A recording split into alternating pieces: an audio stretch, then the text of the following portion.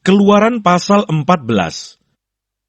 Firaun bertindak untuk penghabisan kali. Berfirmanlah Tuhan kepada Musa demikian, katakanlah kepada orang Israel, supaya mereka balik kembali dan berkemah di depan Pi-hahirot, antara Migdol dan laut. Tepat di depan Baal-Zephon, berkemahlah kamu di tepi laut.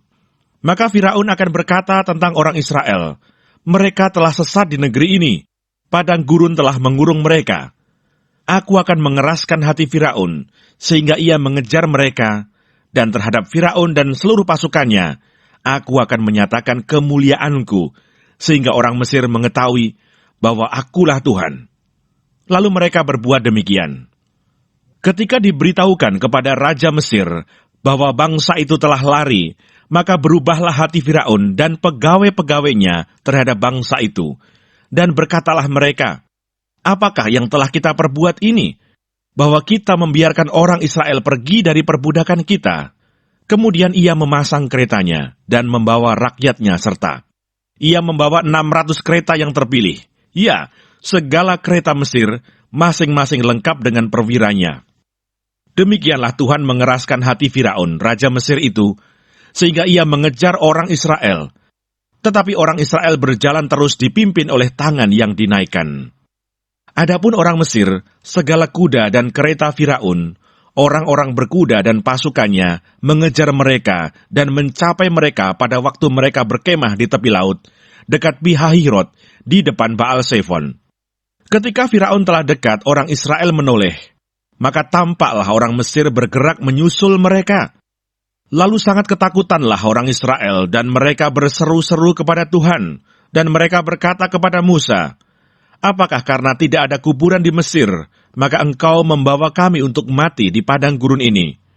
Apakah yang kau perbuat ini terhadap kami dengan membawa kami keluar dari Mesir? Bukankah ini telah kami katakan kepadamu di Mesir? Janganlah mengganggu kami, dan biarlah kami bekerja pada orang Mesir, sebab lebih baik bagi kami untuk bekerja pada orang Mesir daripada mati di padang gurun ini. Tetapi berkatalah Musa kepada bangsa itu, janganlah takut.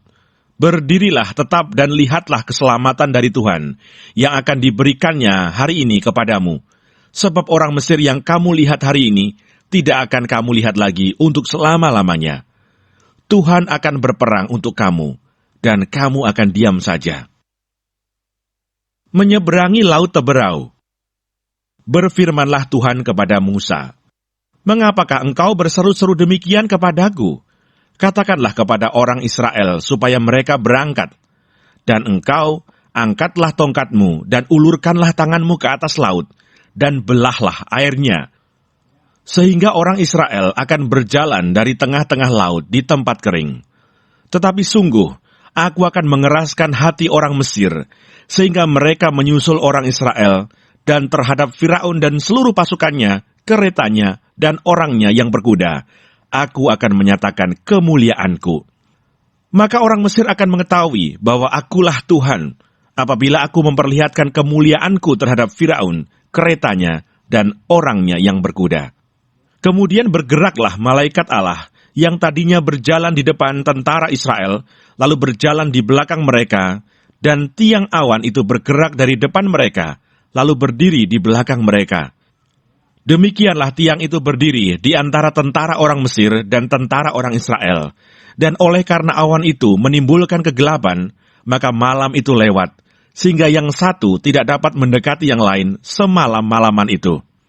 Lalu Musa mengulurkan tangannya ke atas laut, dan semalam-malaman itu Tuhan menguakkan air laut, dengan perantaraan angin timur yang keras, membuat laut itu menjadi tanah kering, maka terbelahlah air itu. Demikianlah orang Israel berjalan dari tengah-tengah laut di tempat kering. Sedang di kiri dan di kanan mereka, air itu sebagai tembok bagi mereka. Orang Mesir mengejar dan menyusul mereka, segala kuda Firaun, keretanya, dan orangnya yang berkuda, sampai ke tengah-tengah laut. Dan pada waktu jaga pagi, Tuhan yang di dalam tiang api dan awan itu memandang kepada tentara orang Mesir, lalu dikacaukannya tentara orang Mesir itu.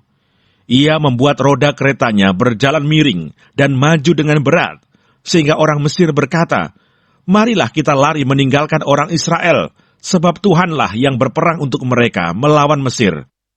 Berfirmanlah Tuhan kepada Musa, ulurkanlah tanganmu ke atas laut, supaya air berbalik meliputi orang Mesir, meliputi kereta mereka dan orang mereka yang berkuda. Musa mengulurkan tangannya ke atas laut. Maka menjelang pagi berbaliklah air laut ke tempatnya, sedang orang Mesir lari menuju air itu. Demikianlah Tuhan mencampakkan orang Mesir ke tengah-tengah laut. Berbaliklah segala air itu, lalu menutupi kereta dan orang berkuda dari seluruh pasukan Firaun yang telah menyusul orang Israel itu ke laut. Seorang pun tidak ada yang tinggal dari mereka. Tetapi orang Israel berjalan di tempat kering dari tengah-tengah laut, sedang di kiri dan di kanan mereka air itu sebagai tembok bagi mereka. Demikianlah pada hari itu, Tuhan menyelamatkan orang Israel dari tangan orang Mesir, dan orang Israel melihat orang Mesir mati terhantar di pantai laut.